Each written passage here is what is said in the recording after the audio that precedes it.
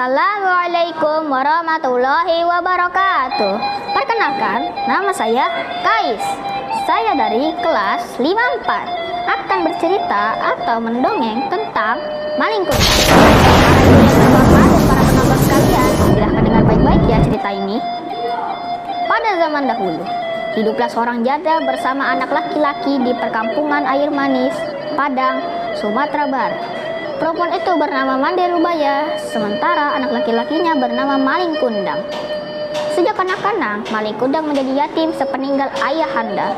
Beranjak dewasa, Maling Kundang hendak mengubah nasibnya jadi orang besar.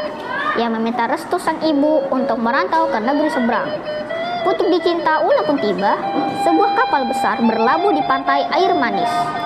Kedatangan kapal tersebut membukukan hati Maling Kundang untuk pergi merantau. "Bu, saya ingin mencari kerja merantau ke negeri orang," kata Maling dengan suara lirih. "Belum tentu setahun sekali ada kapal besar berapa di pantai ini. Saya akan mencari kerja agar nasib kita berubah dan terbebas dari kemiskinan." Meski dengan berat hati, akhirnya sang ibu pun mengizinkan anaknya pergi merantau. Hari berganti bulan, bulan berganti tahun. Maling Kundang telah pergi meninggalkan kampungnya tanpa pernah memberi kabar kepada ibunya. Hingga suatu hari, sebuah kapal besar berlabuh di pantai Air Manis. Lihat hal itu, Mande Rubaya ikut berdesakan mendekati kapal tersebut. Ia sangat yakin bahwa lelaki muda itu adalah Maling Kundang.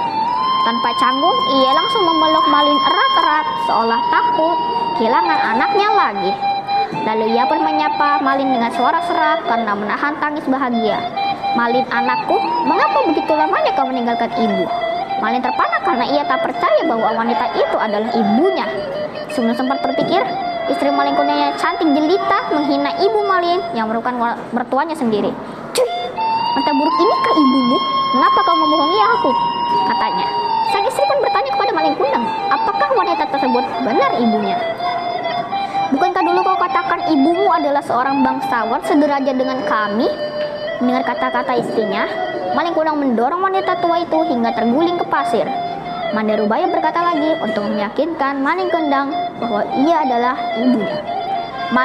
Maling anakku, aku ini ibumu, nak," ucap Mande Rubaya dengan lirih.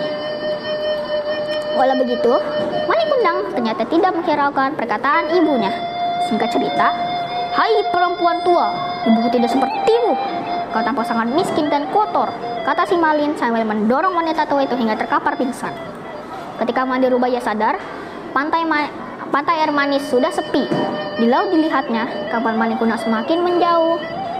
Hatinya perih seperti ditusuk dan tangannya ditengadahkan ke langit seraya berdoa.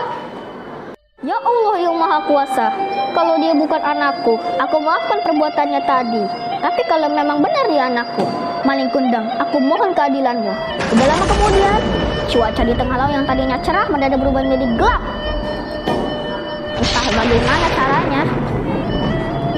Entah bagaimana awalnya, tiba-tiba datanglah badai besar yang menghantam kapal Maling Kundang.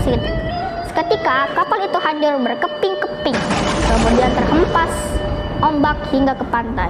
Keesokan harinya, di kaki bukit terlihat kepingan kapal yang telah berubah menjadi batu. Itulah kapal Maling Kundang. Tak jauh dari tempat itu, nampaklah sebongkah batu yang menyerupai tubuh manusia. Konon, itulah tubuh Maling Kundang, anak durhaka, yang terkena kutukan ibunya menjadi batu. Di sela-sela batu itu, berenang ikan teri, belanak, tenggiri. Konon, ikan-ikan itu berasal dari serpihan tubuh sang istri yang terus mencari Maling Kundang. Demikian dongeng Maling Kundang yang saya sampaikan. Semoga kita bisa mengambil pelajaran dari cerita ini.